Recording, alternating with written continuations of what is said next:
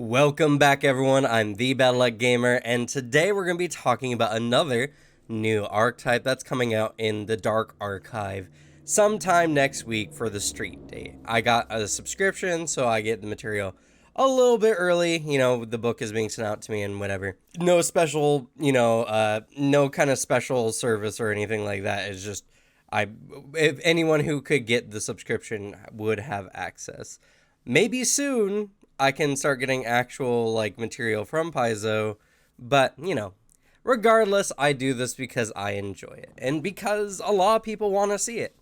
And so, to help things along, please like and subscribe if you enjoy this kind of content. If you like this video, all you have to do is just drop a like, but if you want to see more like it, subscribe. You can also join our Discord down in the description down below, where we talk about all things tabletop, not just Pathfinder 2e like Warhammer 40k. And I always recruit there first running my games, so if you want to play with me and my friends, that's the place to be. And if you want something a little less committal, you can join the Twitter.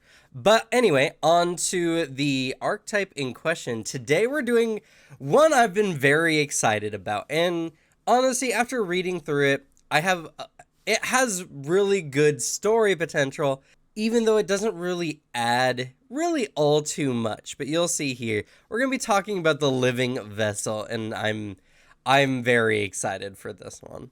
So the Living Vessel is essentially, for some reason or another, either by choice or by birthright or something, you have become the vessel for a creature much more powerful than yourself.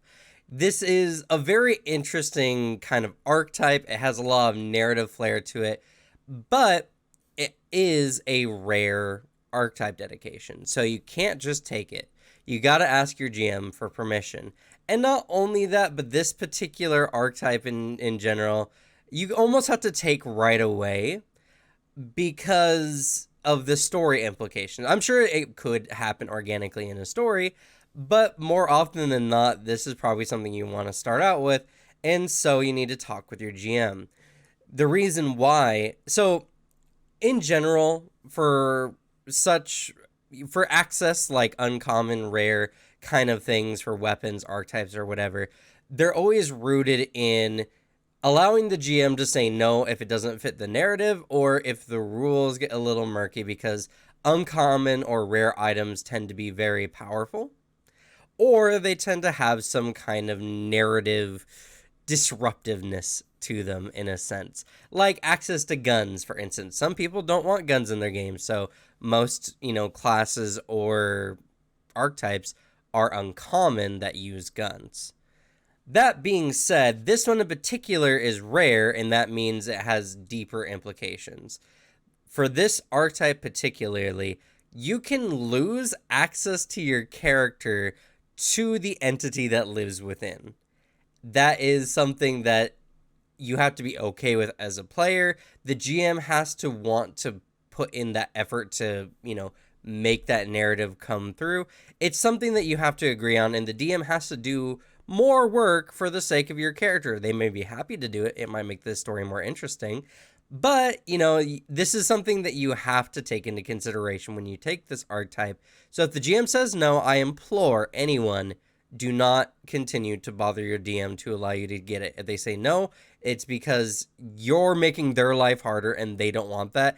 And they don't deserve that as someone who is going through the effort to run a game for you. So if they say no, just drop it.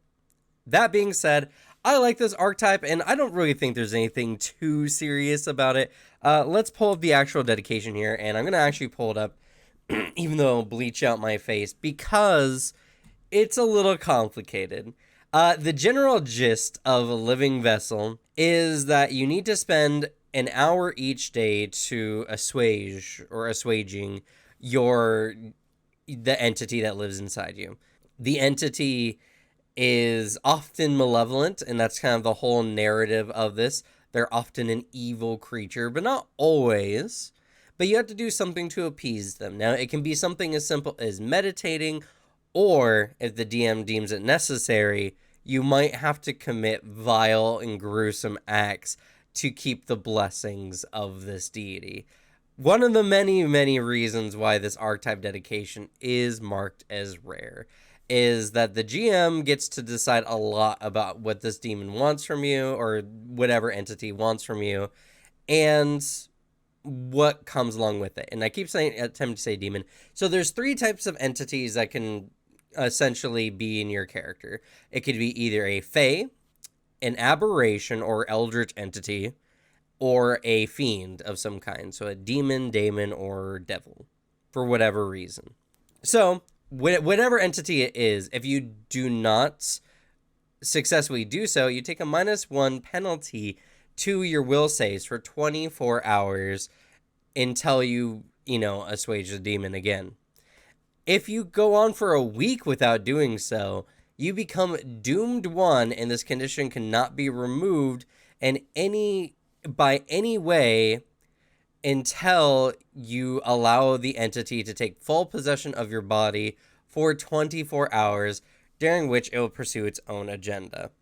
This is the core reason as to why this archetype is unavailable if the DM says so. And something you need to consider as a player, as losing access to your character is a pretty big deal. And honestly, unless you're into that, it's not fun. So, with the initial archetype dedication, all of these kind of rules aside, you get access to Entity's Resurgence. If you would go to 0 hit points but are not immediately killed, which is taking your hit points again in the negatives, you can, as a reaction, instead of falling unconscious, go to 1 hit point and gain temporary hit points equal to your level, plus your key ability modifier. Plus your key ability modifier. So that means any kind of character, whether they're a fighter, whether they're a wizard or whatever, will be using their best stat to get temporary hit points, which is actually pretty good. Though, during this, after doing so, the entity inside of you takes full control for 1 minute. And when it's in control of you, it gets a status bonus of +1 to its attack rolls and damage rolls. And the GM will usually take control of the character, though there can be opportunities where the GM is really busy and they allow you, if they trust you, to, properly play as the entity. Now, the entity will make its own decisions and will prioritize its whatever, whatever it is currently after. But kind of like in Jujutsu Kaisen, if you've seen that, when Midoriya gets kind of taken over by Sukuna after nearly dying, and Sukuna has to fight off a demon, or a yokai, even though he doesn't want to. This is the same thing. The entity inside you is not just going to let a creature try to kill it, or the vessel it's containing. So it's probably going to attempt to deal with it in some form or fashion. And because it's only got control of you for a minute, honestly, there's not much it can do in that amount of time. So you might want to be careful when this happens. Not like you have much choice, but this is honestly just a good benefit overall. And not only that, but in this state, it gets a bonus to its attacks and its damage. So dedication and talking about the archetype aside, we can start talking about the feats. And I apologize if that took a lot longer than anyone would have liked. This is a very, I wouldn't say complex archetype, but it has a lot of caveats. It has a lot of rules that you need to follow, and there has to be a lot of trust and communication between you and your GM, and I felt like that really needed to be established. But a lot of the feats are much simpler after this point, so we'll look into those. Entity's Strike is very interesting. Your body is deformed as you gain either horns or a tentacle or some kind of fiendish claw, as your entity is essentially attempting to take over your body, and while not being able to do so, it's left its mark. You get access to a unarmed strike that does damage appropriate to the entity. A tentacle would do bludgeoning damage, claws would do slashing or piercing damage. All kind of makes sense. And it is a D6, it's in the brawling group, and it has the agile, finesse, and magical trait. Overall, not a super exciting feat. It gives you access to an unarmed strike, and if you're not planning on going into something like martial artists or something, this is a good way to have unarmed strikes that are, capable of doing lethal damage without a penalty. But beyond the fact that it's magical, which is okay, but you get magic items honestly really early. So in some campaigns, this might be really good. If you're playing in a low magic game, this is something that's actually really good because magical weapons get through some resistances.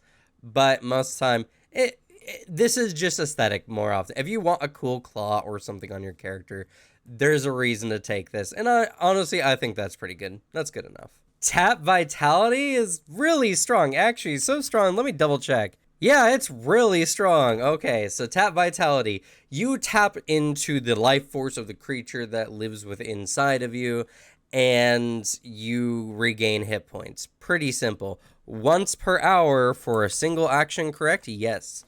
You gain 4 times your level in HP at the cost that a bit of the entity's personality bleeds into your own.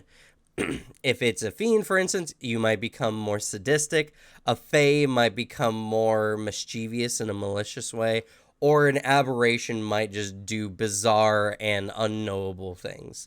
It's not a very big thing, and there's no direct correlation to what it actually means. Again, this is something that you have to communicate with the DM what it means, and essentially every time you do this, more and more of its personality bleeds into yours until you take an hour to assuage the demon or entity and suppress it. So, honestly, this one's a little rough. It's a really good feat, don't get me wrong. Getting 4 times your... At level 5, that's just 20 HP as an action, and you can do this once per hour. The roleplay repercussions aside, the feat is amazing. Though what the roleplay could mean for this, it's hard to say. Your DM might mandate that your character act or do some certain things in certain ways. Or if an opportunity comes up, you might temporarily lose access to your character because the personality warps your actions. So that's something you need to keep in mind. But other than that, again, this is communicated between you and your GM. This is a good feat beyond that. So a really good feat, I have to add. All right, now we're going to get into a series of feats that apply to each of the individual types of entities that can be inside of you. Not only that, but at the beginning of the archetype, they do mention that you can also sign a pact with the entity inside of you as per the Pathfinder feat. Now, I haven't read that archetype yet, so we're going to shelve that on the table for now, and I'll mention that in the Pathfinder video. So if you want to catch that video, ring the bell down below, and that video will be coming out sometime probably tomorrow, honestly, but in the very least sometime in the next few days. Regardless, so let's go ahead and get into what these feats are. Exude Abyssal Corruption is pretty cool, and not only that, but there are no requirements or limitations.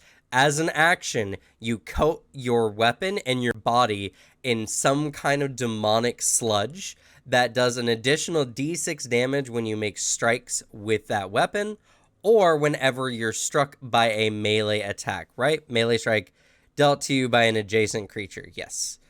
And it's a d6 poison, and not only that, but at level 14 it becomes 2d6, and at level 20 it becomes 3d6. That's pretty good. It's just a damage buff, and if you're right up on the enemy anyway, obviously don't buff yourself, attack twice. Do that in the very least, because you're not likely to hit with a -10. So please, please, please, if you're right up on the enemy, do something to add to your damage, because you're just nerfing yourself if you don't. This is really good. Not only that, but attacks of opportunity, you'll still get the sludge damage, and if a creature even hits you, it just takes a d6 with no save whatsoever. That's pretty good. That's Thorn damage, and Thorn damage is always good in games, so that's a good feat. Phase Trickery is honestly pretty good. Essentially, for 2 actions, you get the effect of Mirror Image, and you can do this once per hour. This is better than a lot of feats that give you access to spells, because a lot of feats that give you access to spells will give you that spell once per day. This is once per hour. And Mirror Image is good. If you don't know what your Mirror Image does, it copies yourself and it gives the enemy a percentage chance to hit either you or one of the copies, depending on how many are left. There's 3 copies at first, so it's 1 in 4, then 1 in 3, then 50-50, then they're all gone. So this is a good feat overall, and again, it's once per hour, and there's no limitations, no requirements other than the once per hour. That's pretty good. Warped Constriction is kind of sick, honestly. If you have a creature grabbed, you can spend an action to do how much it is. You do bludgeoning damage equal to your level and mental damage equal to your highest mental ability modifier. So essentially, yeah, your level and your highest mental, so either your your wisdom, charisma, or intelligence, in both bludgeoning and mental damage. Mental damage is highly not resisted most of the time, except for creatures that don't have a mind, obviously. And then there's bludgeoning damage, which is resisted a lot more. But this is really good. This is essentially the barbarian feat that lets you just crush an enemy in your grip, only better because you do more than just your strength modifier. It's a really solid kind of feat, and it's a good way to add to a turn if you have something like a snagging strike or whatever that lets you strike an enemy and then attempt to grab them or whatever. This is a good way to just add damage on top of it without worrying about the multi-attack penalty. A very good one and very thematic, as the entity inside of you is for some reason corrupting and crushing something in your grip. All right, we're actually already on Vessel's form, which I knew this was going to be a shorter one. There's just not as many feats, but honestly, I'm very surprised that this has gone as quickly as it has. But let's look at Vessel's form. So it's the last feat. You can pick it up at level 16. And I have it pulled up here because there's a lot to it.